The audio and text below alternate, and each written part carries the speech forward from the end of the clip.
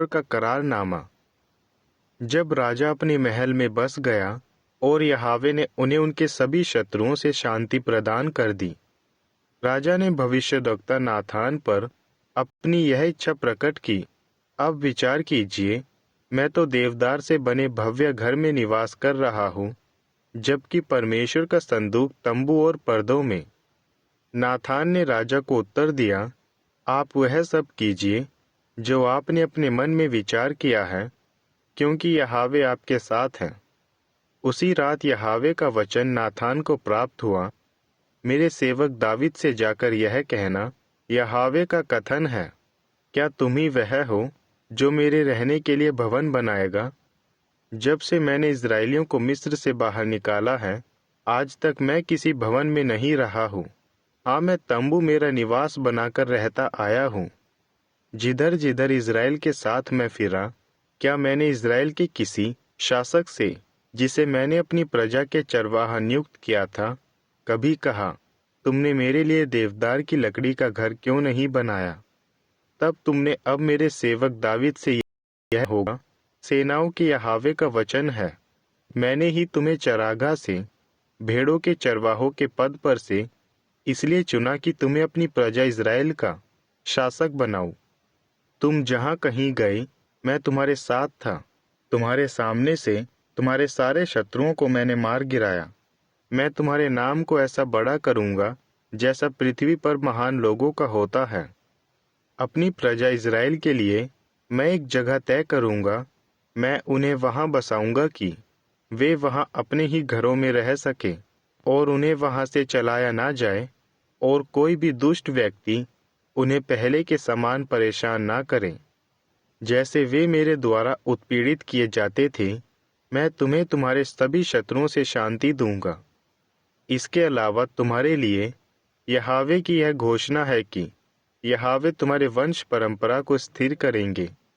जब तुम्हारी आयु के निर्धारित दिन पूर्ण हो जाएंगे और तुम अपने पूर्वजों के साथ चिर निद्रा में सो जाओगे, मैं तुम्हारी संतान को तुम्हारे बाद पल्लवित करूंगा। जो तुम्हारी ही देह से उत्पन्न होगा, मैं उसके साम्राज्य को प्रतिष्ठित करूंगा। वही मेरी प्रतिष्ठा में भवन बनाएगा। मैं उसका राज सिंहासन चिरस्थायी करूंगा। उसका पिता मैं बन जाऊंगा और वह हो जाएगा मेरा पुत्र। जब उससे कोई अपराध होगा, मैं उसे मनुष्यों की रीति पर छड़ी से अनुशासित करूंगा, वैसे ही जैसे मनुष्य अपनी संतान को प्रताड़ित करते हैं। मगर उसके प्रति मेरा अपार प्रेम कभी कमजोर ना होगा, जैसा शाऊल से मेरा प्रेम जाता रहा था, जिसे मैंने ही तुम्हारे पद से हटा दिया। तुम्हारा वंश और तुम्हारा साम्राज्य निश्चित मेरे सामने सदा स्थायी रहेगा। तुम्हारा सिंहासन हमेशा प्रतिष्ठित बना रहेगा। नाथान ने अपने दर्शन और यहोवा के संदेश के अनुसार दावीद को सब कुछ बता दिया। दावीद की प्रार्थना। तब राजा दावीद जाकर यहोवा के सामने बैठ गए। वहां उनके हृदय से निकले वचन ये थे, प्रभु यहोवा, कौन हूं मैं और क्या है मेरे परिवार का पद कि आप मुझे इस जगह तक ले आए हैं? और प्रभु यहोवा, मानो यह आपकी दृष्टि में पर्याप्त नहीं था, आपने मेरे वंशजों के दूर के भविष्य के विषय में भी प्रतिज्ञा कर दी है। प्रभु परमेश्वर, यह सब केवल मिट्टी मात्र मनुष्य के लिए। दावीद इसके अलावा आपसे और क्या विनती कर सकता है? क्योंकि प्रभु यहोवा, आप अपने सेवक को जानते हैं। अपनी प्रतिज्ञा के कारण और अपनी योजना के अनुसार आपने मुझे इस ऊंचाई तक पहुंचा दिया है कि आपके सेवक को आश्वासन मिल सके। इसलिए प्रभु यहोवा, आप ऐसे महान हैं, कोई भी नहीं है आपके तुल्य। हमने जो कुछ अपने कानों से सुना है, उसके अनुसार कोई भी परमेश्वर नहीं है आपके अलावा। इसी प्रकार कौन है आपकी प्रजा इस्राएल के तुल्य? पृथ्वी पर एक जनता जिसे स्वयं परमेश्वर ने जाकर इसलिए छुड़ाया कि वे उनकी प्रजा हो, कि इसमें आपकी प्रतिष्ठा हो। आपने अपनी प्रजा के सामने से अन्य राष्ट्रों को निकाल दिया, उसी प्रजा के सामने से जिसे आपने मिस्र देश की बंधनों से विमुक्त किया है, कि वे इन राष्ट्रों और विदेशी देवताओं को छोड़ आपकी प्रजा हो। आपने अपने ही लिए अपनी प्रजा इज़राइल को प्रतिष्ठित किया है कि वे सदा सर्वदा के लिए आपकी प्रजा रहे, और तब यहोवा आप उनके परमेश्वर हो गए।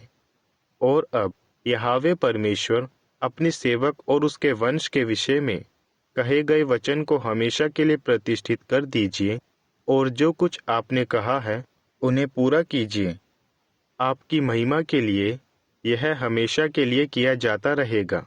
आपके विषय में कहा जाएगा, सर्वशक्तिमान यहोवा ही इज़राइल के परमेश्वर है। आपके सामने आपके सेवक दावीद का राजवंश हमेशा स्थायी रहेगा।